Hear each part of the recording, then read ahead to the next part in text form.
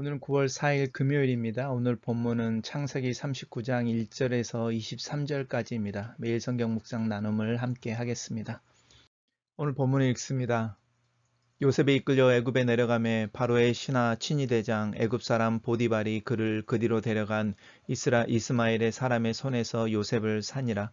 여호와께서 요셉과 함께 하심으로 그가 형통한 자가 되어 그의 주인 애굽 사람의 집에 있으니 그의 주인이 여호와께서 그와 함께 하심을 보며 또 여호와께서 그의 범사에 형통하게 하심을 보았더라. 요셉이 그의 주인에게 은혜를 입어 섬김에 그가 요셉을 가정 총무로 삼고 자기의 소유를 다 그의 손에 위탁하니 그가 요셉에게 자기의 집과 그의 모든 소유물을 주관하게 한 때부터 여호와께서 요셉을 위하여 그 애굽 사람의 집에 복을 내리심으로 여호와의 복이 그의 집과 밭에 있는 모든 소유에 미친지라. 주인이 그의 소유를 다 애굽 요셉의 손에 위탁하였고 자기가 먹는 음식 외에는 간섭하지 아니하였더라. 요셉은 용모가 빼어나고 아름다웠더라. 그 후에 그의 주인의 아내가 요셉에게 눈짓하다가 동침하기를 청하니 요셉이 거절하며 자기 주인의 아내에게 이르되 내 주인이 집안의 모든 소유를 간섭하지 아니하고 다 내 손에 위탁하였으니 이 집에는 나보다 큰 이가 없으며 주인이 아무것도 내게 금하지 아니하였어도 금한 것은 당신뿐이니 당신은 그의 아내임이라. 그런즉 내가 어찌 이 큰 악을 행하여 하나님께 죄를 지으리이까. 여인이 날마다 요셉에게 청하였으나 요셉이 듣지 아니하여 동침하지 아니할 뿐더러 함께 있지도 아니하니라. 그럴 때에 요셉이 그의 일을 하러 그 집에 들어갔더니 그 집의 사람들은 하나도 거기에 없었더라. 그 여인이 그의 옷을 잡고 이르되 나와 동침하자. 그러나 요셉이 자기의 옷을 그 여인의 손에 버려두고 밖으로 나가매 그 여인이 요셉이 그의 옷을 자기 손에 버려두고 도망하여 나감을 보고 그 여인의 집 사람들을 불러서 그들에게 이르되 보라 주인이 히브리 사람을 우리에게 데려다가 우리를 희롱하게 하는도다. 그가 나와 동침하자고 내게로 들어오므로 내가 크게 소리를 질렀더니 그가 나의 소리를 질러 부름을 듣고 그의 옷을 내게 버려두고 도망하여 나갔느니라 하고 그의 옷을 곁에 두고 자기 주인이 집으로 돌아오기를 기다려 이 말로 그에게 말하여 이르되 당신이 우리에게 데려온 히브리 종이 나를 희롱하려고 내게로 들어왔으므로 내가 소리질러 불렀더니 그가 그의 옷을 내게 버려두고 밖으로 도망하여 나갔나이다. 그의 주인이 자기 아내가 자기에게 이르기를 당신의 종이 내게 이같이 행하였다 하는 말을 듣고 심히 노한지라. 이에 요셉의 주인이 그를 잡아 옥에 가두니 그 옥은 왕의 죄수들을 가두는 곳이었더라. 요셉이 옥에 갇혔으나 여호와께서 요셉과 함께 하시고 그에게 인자를 더하사 간수장에게 은혜를 받게 하심에 간수장이 옥중 죄수를 다 요셉의 손에 맡기므로 그 재반 사물을 요셉이 처리하고 간수장은 그의 손에 맡긴 것을 무엇이든지 살펴보지 아니하였으니 이는 여호와께서 요셉과 함께 하심이라. 여호와께서 그를 범사에 형통하게 하셨더라. 오늘 본문은 세 개의 단락으로 나누어져 있습니다. 우리 단락별로 살펴보겠습니다. 첫 번째 단락은 요셉이 이끌려 애굽에 내려가매라고 말하고 있습니다. 이 이끌려 내려간다는 표현은 마치 예수님이 성령에 이끌려 광야로 나아갔다라고 표현하는 이 이끌린다는 표현이 눈에 들어옵니다.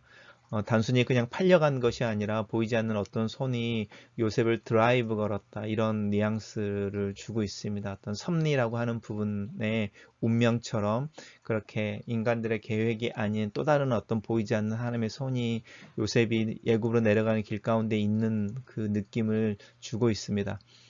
바로의 신하 친위 대장 애굽 사람 보디발이 요셉을 샀다 이렇게 말합니다. 그래서 요셉이 이제 보디발을 섬기게 되는데 오늘 본문에서 계속적으로 반복되고 있는 표현이죠. 여호와께서 요셉과 함께 하심으로 그가 형통한 자가 되었다라는 표현입니다.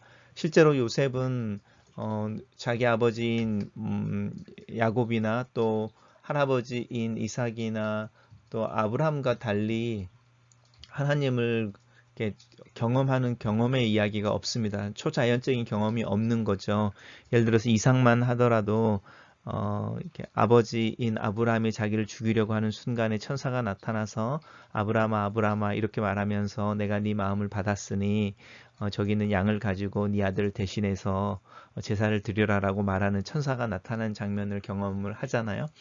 야곱도 마찬가지입니다. 라반의 삼촌인 라반의 집을 향하여 떠나는 광야의 첫날 밤에 하늘에서 이렇게 사다리를 보고 천사가 오르락내리락 하는 것을 보고 하나님의 집이라고 예비하는 모습들을 보는데 이런 초자연적인 모습이 요셉에게는 없습니다. 그래서 하나님이 요셉과 함께 하셨다라고 말하는 이 부분이 그런 초자연적인 일에 대한 이야기를 하는 것이 아니고 그의 삶 속에서 나타나는 구체적인 부분인데 하나님의 임재, 요셉에 대한 하나님의 임재가 요셉이 하는 일들 속에 형통하다라고 말하는 잘 계획되어지는 일들, 어떤 일들이 이루어졌다 이렇게 표현하는 부분입니다. 단순히 그가 놀고 있어서 그런 일들이 놀고 있는데 뭐 감이 떨어지는 것처럼 제때에 무슨 일이 운이 좋았다 이런 뜻이 아니고 그만큼 노력하는 자였다는 뜻일 수도 있습니다. 성실하는 자였다. 그래서 하나님이 요셉과 함께 하셨다. 요셉이 성실한 자였다. 이 두 가지가 연결되어져서 요셉이 하나님이 요셉과 함께 하심으로 그가 형통하는 자가 되었고 그가 그렇게 자기의 주어진 일들을 감당하고 그 일들이 이루어지는 모습들을 그 주변에 있는 사람들이 보고 그렇게 일들이 이루어지는 것을 통해서 주변에 있는 사람들이 유익을 얻었다. 그렇게 이야기하는 부분이 있습니다. 그래서 여호와께서 그를 범사에 형통하게 하셨다라고 하는 부분을 좀 우리가 잘 생각해 보시면 좋겠습니다. 이것이 요행이나 럭키하다 이런 뜻이 아니고 요셉이 그만큼 성실하고 충성스러웠다라는 표현이 있습니다. 근데 저는 이제 이 하나님께서 요셉과 함께 하셔서 그의 범사가 형통하게 하였다라고 말하는 중간을 이어주는 표현이 있는데 오늘 본문에서 반복되어지는 표현입니다. 요셉이 그의 주인에게 은혜를 입었다라는 거죠. 우리가 마지막 단락에서도 우리가 한번 살펴볼 텐데 요셉의 감옥에 갇혀서 간수장에게 은혜를 입었다라고 말하는 은혜를 입었다라고 하는 부분인데요.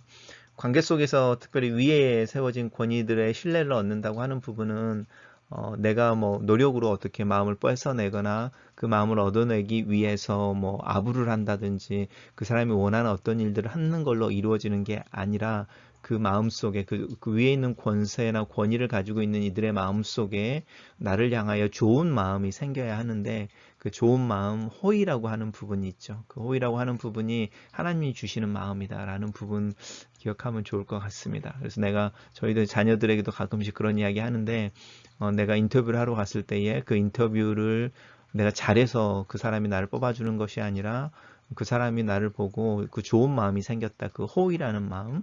그리고 그 마음은 하나님이 그 사람의 마음속에 심어준 마음이다. 이제 이런 부분에 대한 것들을 한번 생각해 보시면 좋겠습니다. 어쨌든 요셉이 이제 보디발의 집에서 가정 총무니까 집사장이 되어져서 모든 일들을 이제 관리하게 되는데 이렇게 그 관리하는 중에 하나님께서 요셉을 위하여 이 보디발의 집에 복을 내리셨다라고 말하는 부분이죠. 하나님의 은혜를 주시고 그 복이 보디발의 집에 있는 또 소유에 미쳤다 이렇게 말하고요. 그 보디발이 얼마나 요셉을 신뢰하고 또 신뢰했냐면 요셉의 손에 위탁하는 것, 그 다음에 자기가 먹는 음식 말고는 저희가 먹는 음식 말고는 간섭하지 아니하였다 이렇게 말하는데 이 간섭하지 않았다는 말이 뭐냐면 알지 못했다 이런 뜻입니다. 나에게 보고할 필요가 없어 이렇게 말하고 아예 무관심할 정도로 신뢰했다라는 표현이 간섭하지 않았다라는 뜻이고요. 그가 몰랐다 이런 뜻입니다. 그러면서 이제 어떤 그 그림자처럼 이렇게 약간 복선처럼 문장이 하나가 나오는데 그때 요셉이 용모가 빼어나고 아름다웠더라 이렇게 나오면서 그 다음에 일어나는 일과 연관을 시켜주는 전환구를 만들어주고 있습니다. 그 용모가 빼어나고 아름다웠던 일 때문에 생겨나게 되는 일들이 이제 그 다음에 나오는 거죠. 첫 번째 단락을 한번 요약해 보십시오. 저는 첫 번째 단락을 요셉은 애굽에서 보디발에 팔려가고 하나님께서는 요셉을 범사에 형통하게 하셨다. 요셉으로 인하여 하나님의 복이 보디발의 모든 소유에 넘치고 요셉은 보디발의 신뢰를 받았다. 이렇게 요약을 해봤습니다. 두 번째 단락입니다. 이제 그 후에라고 말하는데 이제 그 시간이 있는 거죠. 이 시간이 얼마나 지났을까? 요셉이 보디발에게 이제 팔려가는 것과 지금 보디발의 아내의 유혹에 노라고 말하는 것 사이에 얼마 정도 시간이 지났을까라고 말할 때 대략적으로 한 10여 년이라고 추측을 합니다. 왜냐하면 보디발의 아내의 모함으로 요셉이 감옥에 갇히는데 한 최소한 2년에서 3년 정도 감옥에 갇혀 있는 게 나타나는데요. 그 부분이 이제 우리가 나중에 읽을 본문 속에서 나타납니다. 그 요셉이 바로 앞에 서서 꿈을 해석해주고 총리가 되어질 때 요셉의 나이가 30세였고요. 그 술관원과 이렇게 음식을 맡았던 관원의 꿈 이야기가 나오는데 거기서 살아났던 그 술관원이 이제 요셉을 바로에게 소개하는데 그 시간에 대한 인터벌이 나오는데 그 꿈의 해석에 근거하여 그 술관원이 풀려나 바로를 섬기게 된 지 2년 후에 바로가 그 꿈을 꿨다 이렇게 이야기되어지는 흔적들이 있는데 이때의 나이가 그걸 한번 살펴보면 30세에서 최소한 3년을 빼면 한 27, 28, 27쯤 되지 않았을까. 예, 지금의 오늘 본문에 지금 단락에 요셉의 나이가 26, 7이라고 생각해 보십시오. 보디발의 아내가 이제 요셉에게 눈치를 줬다 이렇게 말하는데 눈짓이라는 뜻이 뭐냐면 좋게 봤다, 눈을 들어서 요셉을 봤다 이런 뜻입니다. 그래서 이제 눈에 들었다 이런 뜻인데요. 이렇게 안목의 정욕이라고 표현하는 부분이죠. 다윗이 밧세바하고의 문제 속에서도 바로 이 눈짓인 거죠. 눈에 들었다. 눈을 들어서 밧세바를 봤다라고 표현되어지는 부분이고요. 또 하와가 선악과를 따먹으려고 할 때도 똑같은 표현입니다. 눈을 들어서 그 선악과를 봤는데 먹음직하고 탐스러웠다 이렇게 말하는 그 눈에 보이는 부분들이 사실은 있습니다. 시각이라고 하는 부분 속에서 나오는 거고 이 눈짓하다라는 것, 눈을 들어서 요셉을 봤다라고 하는 게 요셉의 용모와 준수함과 연관시켜서 나오는 거죠. 그래서 이제 성적인 부분인 거죠. 그 부분이 나오는 거고 이제 청한다라고 하는 부분은 이제 강요한다라는 뜻입니다. 주인의 부인이니까 요셉에게 부탁한 게 아니라 명령조였고 한 번이 아니라 지속적이었다는 내용이 거기에 나오는데 요셉이 이제 그것을 거절하면서 요셉의 논리를 설명하고 있는데 요셉이 자기에게 주어지는 그 유혹을 거절한 논리의 첫 번째가 뭐냐면 자기 주인의 아내에게 이르되 말하면서 주인이 나에게 모든 소유물을 다 맡기고 위탁했다라고 말하는 거죠. 그래서 주인이 나에게 금한 것이 하나도 없는데 금한 거는 당신뿐이다 이렇게 말하는 겁니다. 그래서 나와 내가 주인과 나의 관계 속에서 내가 성실하고 책임감 있는 모습을 보이는 게 맞다. 첫 번째 논리이고요. 두 번째는 논리는 뭐냐면 당신은 그의 아내입니다 라고 말하는 거죠. 남의 아내, 이미 유부녀이고 남의 아내인 사람인데 그 사람과 성적인 관계를 맺는 것이 도덕적으로 마땅하지 않습니다라고 말하는 윤리적인 이유에 대한 이야기를 하고 있습니다. 그러면서 이제 그 두 가지를 이렇게 그 주인의 신뢰에 대한 어떤 책임감, 성실함, 그 다음에 이제 남의 아내라고 말하는 유부녀에 대한 어떤 윤리적인 선 한계에 대한 이야기를 하면서 그것을 결론적으로 그것을 지키는 것이 하나님이 원하시는 거라는 거죠. 그래서 이제 그 두 가지를 깨트리는 부분에 있어서 이 큰 악이라고 말하는데 그래서 하나님께 죄를 짓는 것이다라고 말하면서 신뢰의 문제 또 윤리적인 문제 그 문제가 하나님 앞에서 내 신앙을 살아내려고 할 때에 정의와 공의라고 하는 부분의 실천 속에서 나타나는 문제이다 이 표현을 하고 있습니다. 그래서 단순히 하나님 앞에 죄를 짓는다의 문제가 아니고 하나님이 원하시는 게 정의롭고 공의로운 것인데 그 정의와 공의라고 하는 것은 내가 다른 사람들과 관계에 충실한 걸 의미하는 거죠. 그래서 윤리적인 문제로 적용되어질 때는 유부녀를 본보지 않는 것으로 나타나고 또 개인적인 성실함의 문제, 개인적인 정의의 이야기를 하게 될 때에는 그 주인의 신뢰에 대해서 내가 배반하지 않는 부분에 대한 이야기를 하는 것인데 그것이 하나님의 뜻이어서 그것을 행하지 않는 부분이 하나님에게 큰 죄가 된다고 말하는 그 어떤 요셉 안에 있는 신앙에 대한 또 신앙을 통해서 자신의 삶에 대한 이해, 하나님과 관계 속에서 옳고 그름에 대한 분명한 판단이 요셉에게 있는 걸 볼 수 있죠. 그 다음에 이야기는 우리가 뭐 다 잘 알고 있으니까요. 그리고 이제 여기서 보면은 이 히브리 사람이라는 표현이 나오는데 히브리 사람이라는 표현을 이제 이 여인이 두 번이나 이야기하는데 이 히브리 사람이라는 표현이 사실은 낯선 자들, 뭐 저쪽에서 온 사람들 뭐 이런 이야기를 해서 이제 특별히 출애굽까지 가게 되고 구약에서는 이 히브리 이 말이 굉장히 부정적이고 사실은 유대인들을 이렇게 좀 조롱하는 그런 표현입니다. 그래서 이제 이 히브리 사람하고 우리를 희롱하게 한다라는 말이 이제 좀 연결되어지는 단어라고 할 수 있습니다. 그리고 이제 이 아내의 모습을 보면 이 아내가 이제 그 보디발의 아내가 요셉이 자신의 유혹을 이렇게 그 뿌리치고 나가는 것을 자신함과 요셉의 문제로 가지 않고 우리라는 표현을 쓰고 있는 부분을 한번 보십시오. 그러니까 어떤 generalize 한다고 그러죠. 이렇게 justification이라고 자기의 행동을 정당화하려고 할 때 자기의 문제가 아니고 우리라는 표현을 씁니다. 그래서 교회에서도 그렇고 또 우리가 어떤 부분들을 지적해내려고 할 때 이 우리라는 표현과 나라고 표현을 쓰는 부분 속에서 어떤 사람들이 더 정직하기도 하고 그것을 우리라는 말로 이렇게 일반화시키는 부분들도 있어서 말들을 들을 때 조심할 필요가 사실은 있습니다. 어쨌든 이렇게 이야기하니까 이제 보디발이 그 이야기를 듣고 화를 냈다 이렇게 말하는 거죠. 그리고 이제 요셉의 주인이 그를 잡아서 감옥에 가두었는데 그 옥이 왕의 제수들을 가두는 곳이었다라고 말합니다. 왕의 제수라고 하는 사람들은 정치범이거나 그 바로가 특별히 어떤 이유가 있어서 이렇게 가둬놓는 사람들인 거죠. 미결수처럼. 근데 이제 고대에는 이런 감옥에 사람들 잘 가두지 않았습니다. 왜냐하면 어떤 직접 그다음에 즉시로 형이 집행되어져서 감옥이라는 게 사실은 필요가 없었는데 보디발이 요셉을 감옥에 가두었다라고 말할 때는 요셉에 대해서 어느 정도는 신뢰가 있었다. 그래서 죽이지 않았다라는 표현이 있습니다. 그 표현은 은혜를 입었다라고 하는 것의 연장선상에서도 계속적으로 이야기되어지는 부분이기도 하고요. 또 특별한 하나님의 은혜라고 하는 부분이 요셉에게 있었다는 걸 암시하기도 합니다. 이 두 번째 단락을 요약을 한번 해보겠습니다. 저는 두 번째 단락을 보디발의 아내의 끈질긴 성적 유혹을 뿌리친 요셉은 그의 모함에 빠지고 보디발은 요셉을 왕의 제수를 가두는 감옥에 가두었다. 이렇게 요약을 했습니다. 마지막 단락입니다. 마지막 단락에서는 동일하게 반복이 되어지는 거죠. 하나님이 요셉과 함께 하셨다. 요셉이 이스라엘에 팔려올 때에 예기치 않은 그 재앙 가운데 하나님이 요셉과 함께 하셨다. 이렇게 이야기하고요. 그 다음에 여기에 보시면 인자를 더하셨다라는 거죠.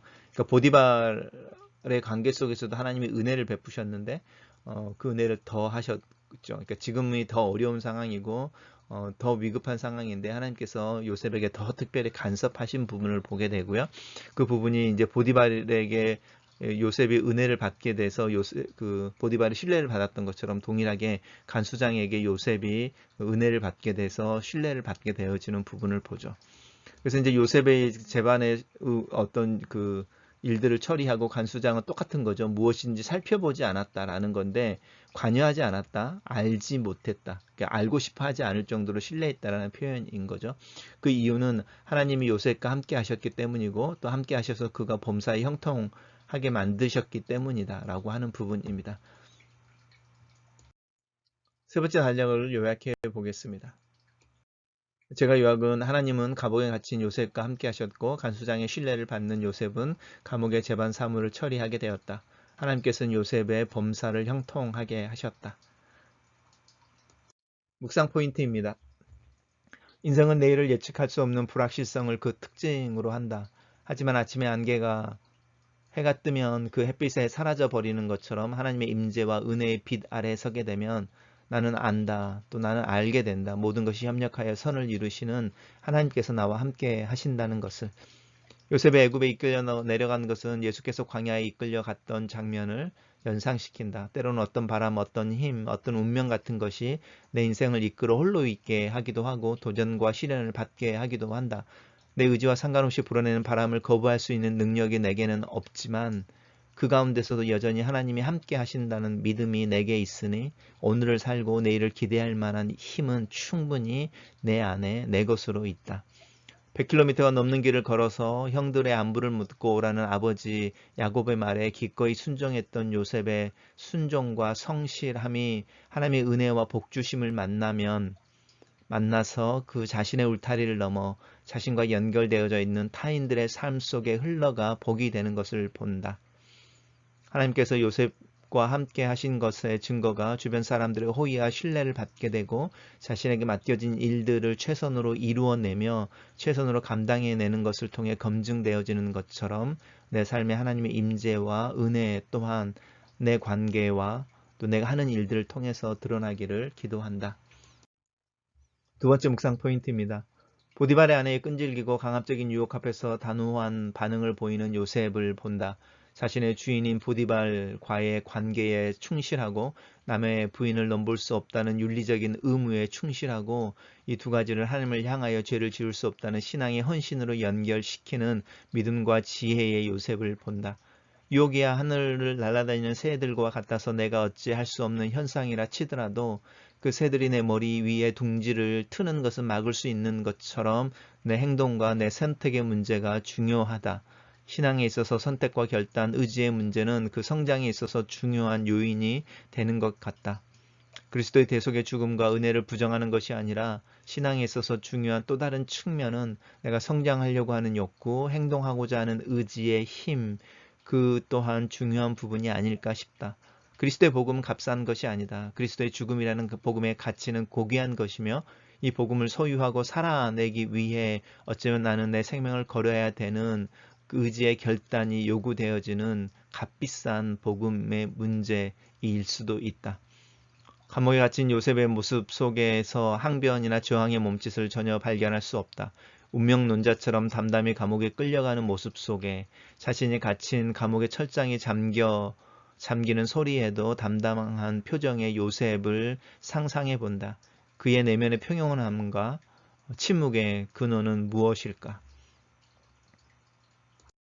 마지막 묵상 포인트입니다. 하나님께서는 요셉을 즉시로 감옥에서 나오게 하지 않으신다. 요셉의 담담함처럼 하나님은 또 그렇게 담담하게 요셉 옆에 앉아 계시고 요셉에게 인자를 더하실 뿐이다. 감옥이라고 하는 상황에서 요셉은 하나님의 임재와 은혜를 더 경험하게 되고 또 은혜를 입어 간수장의 신뢰를 받게 된다. 하나님이 요셉과 함께 하시고 복주심의 특징이 타인과의 만남 속에서 신뢰를 얻는 모습인데 그 모습에 기도가 된다. 나와 내 자녀들 또 우리 교우들이 좋은 사람을 만나고 마음을 주고받는 신뢰의 관계를 형성하고 경험하는 은혜가 있기를, 그리고 그렇게 만남의 축복이 내 힘이 아니라 하나님의 은혜인 것을 기억하고 기도하기를, 이 좋은 만남이 내와 함께 교회를 이루는 교우들의 관계 속에서 경험되어지기를 원한다. 나와 교우들의 관계 속에서 내 자녀들에게도 하나님이 그들과 함께 하시고 인자와 은혜를 더하셔서 그들 위해 세워지는 권위와 인도하고 가르치는 자들과 좋은 신뢰의 관계가 형성되어질 수 있기를 기도한다. 상황이 문제가 아니다. 하나님께서 그 상황 속에 함께 하신다라는 것이 더 중요한 문제이다. 하나님의 임재를 경험할 때에 또 인식할 때에 현상을 인식하고 파악하는 것의 중요성을 깨닫게 된다. 그 상황의 파악은 하나님을 찾고 발견하기 위한 노력이어야 한다. 왜냐하면 하나님께서 그 상황의 주인이시기 때문이다. 내 개인적인 상황과 미래를 위한 여러 가지 생각들 속에서 하나님이 내일의 주인이시고 내 인생의 주관자이신 것을 고백해내는 그 믿음이 더 필요하고 더 중요한 것임을 인정한다. 글로 쓰는 기도입니다. 내 인생의 주관자가 되시는 하나님, 요셉의 예기치 않는 형들의 배신과 낯선 애굽에 팔려가는 모습 속에서도 그의 평안하고 담담한 모습을 상상해 봅니다. 조그만 바람이 내 삶에 불어도 호들갑을 치는 내 모습과 비교해 봅니다. 예수 그리스도를 통해 나에게 주어진 하나님의 임재의 약속을 붙잡습니다. 그리고 단순히 하나님이 나와 함께 하신다는 것을 입으로 고백하는 것이 아니라 마음으로 믿으며 내 삶으로 살아내며 또 그것을 경험하게 되기를 원합니다. 나 일상의 삶 속에서 관계의 성실한 자가 되게 하시옵소서. 내 위에 세워진 권위들과 진실한 관계를 맺고 성실함으로 그들의 위임과 주어지는 일들을 잘 감당하게 하시고 또 나와 함께 서 있는 동료들과 동기들, 교우들에게 정직하고 상식적이며 윤리적인 선을 지켜내며 살아갈 수 있도록 도와주시옵소서. 무엇보다도 하나님을 더 의식하고 하나님의 임재를 깊이 체험하게 하옵소서. 하나님의 관점에서 또 하나님의 마음을 가질 수 있도록 도우시고 그런 믿음을 통하여 상황을 이해할 수 있게 하소서. 내 자녀들 또한 요셉처럼 성실한 자들이 되게 하시고 그들에게 하나님의 인재를 더하셔서 그들 위에 세워진 권위들, 선생님들과 교수들, 상사들과 신뢰가 있는 관계를 맺을 수 있도록 은혜를 더하여 주시옵소서. 내 자녀들에게 만남의 축복을 허락하시고 사랑과 호의를 받게 하시고 또 그 사랑스러운 모습으로 그들에게 주어진 일상의 삶을 성실하게 살아낼 수 있는 진지함과 믿음을 가르쳐 주시옵소서. 어려운 상황 가운데 있는 교우들을 위해서 기도합니다. 그들의 상황 가운데 계시는 하나님을 발견할 수 있도록 그들에게 믿음의 눈을 열어주시고 하나님의 주인이심을 고백함으로 더 기도할 수 있는 믿음을 부어 주시옵소서. 무엇보다도 그들의 삶에 주님의 임재와 형통함을 도하여 주시옵소서. 아멘.